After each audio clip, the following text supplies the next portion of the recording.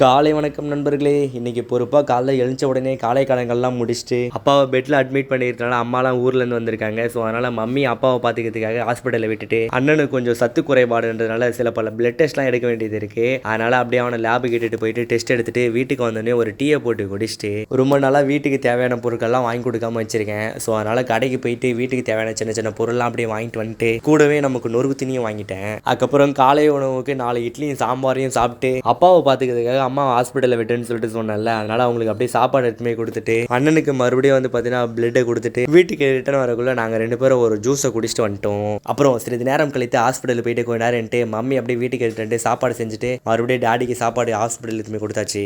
மறுபடியும் வீட்டுக்கு வந்துட்டு நானும் சாப்பிட்டு இன்னைக்கான கொஞ்சம் எடிட்டிங்லாம் பண்ணிட்டேன். அப்புறம் ஒரு டீயை போட்டு குடிச்சிட்டு நேற்று அண்ணனும் அம்மாவும் ஹாஸ்பிட்டலுக்கு போனாங்களே, அந்த ஹாஸ்பிட்டலுக்கு போயிட்டு இந்த பிளட் செக் பண்ணதெல்லாம் ரிப்போர்ட் எதுவுமே காமிச்சதுக்கு வந்து பார்த்தீங்கன்னா அப்புறமா வர சொல்லிட்டாங்க. ஏற்கனவே ஒரு பேஷண்ட் இருக்காங்களாம், டைம் ஆகும்னு சொல்லிட்டு வீட்டுக்கு வந்துட்டு அதுக்கப்புறம் நாங்கள் இரவு உணவு முடிச்சுட்டு அதுக்கப்புறம் மறுபடியும் அந்த ஹாஸ்பிட்டலுக்கு போயிட்டு அம்மாவுக்கு அண்ணனுக்கும் பார்த்துட்டு வீட்டுக்கு வர்றதுக்கு 9:30 மணிக்கிட்ட ஆயிடுச்சு. அப்புறம் அப்பா இருக்க ஹாஸ்பிட்டலுக்கு போயிட்டு கொஞ்ச நேரம் இருந்துட்டு வீட்டுக்கு வந்துட்டு அப்புறம் சீக்கிரமாக தூங்கிட்டேன். ஆனால் நான் டைம் தான் ஒரு 11 ஆயிடுச்சு. ஒரு 4:50 வரவு செலவு பார்த்துருமா, வரவு வந்து பார்த்தீங்கன்னா எதுவும் கிடையாது, செலவு தான் ரொம்ப அதிகமாக ஆயிடுச்சு. மம்மிக்கு ஹாஸ்பிட்டல் எடுத்துகிட்டு போனால, ஸோ அதனால் அதுக்கு 900 ஆச்சு. அந்த அப்பாவுக்கு ரீசார்ஜ் பண்ண ஃபோனு.